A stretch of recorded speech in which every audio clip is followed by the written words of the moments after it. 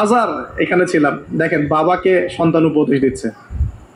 আর এবার বাবার উত্তরটা শোনে, বাবা কেন গ্রহণ করলো না? বললাম প্রেস্টিজ ইস্যু।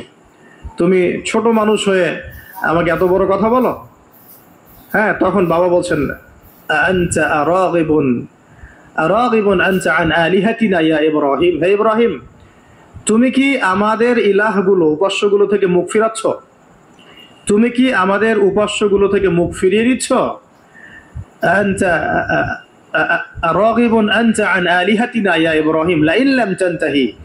যদি বিরত না হও, ঠিক যেমন থ্রেট আমাদেরকে করা হয়, যদি বিরত না হও, লাইন লাম তানতাহি লাআরজুমান্নাকা রাহজান মালিয়া। তিনি বলছেন যদি বিরত না হও তাহলে তোমার মাথাটা পাথর দিয়ে মেরে ফাটিয়ে ফেলবো। আরজুমান্নাকা মানে রজম করবো। রজম মানে কি? যে কোমর পর্যন্ত গেথে পাথর মারা। বিবাহিত পুরুষ জেনা করলে যেটা শাস্তি হয়। লাইন লাম তানতাহি, যদি যদি বিরত না হও, লাআরজুমান্নাকা রাহজান মালিয়া, দূর হয় এখান থেকে, এখান থেকে বের হ হতভাগা। আমরা বলি না, দূর হয় এখান থেকে, ঠিক ওই রকম।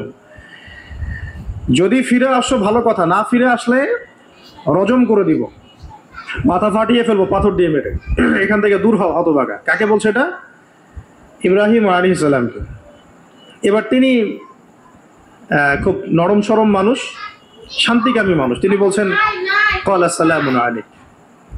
এই সালামুন আলাইক কথাটা শিখে নেবেন, জীবনে অনেক ক্ষেত্রে কাজে লাগবে। সালামুন আলাইক মানে আপনার উপর শান্তি বর্ষিত হোক। যখনই আপনি কলিউশন অ্যাভয়েড করতে চাবেন, সালাম দিয়ে চলে আসতে হবে।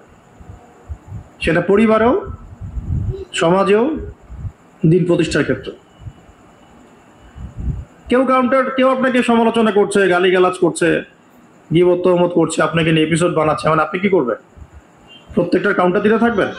তাহলে আপনার গোল নষ্ট হয়ে যাবে, আপনার গোল থেকে আপনি বিচ্যুত হয়ে যাবেন।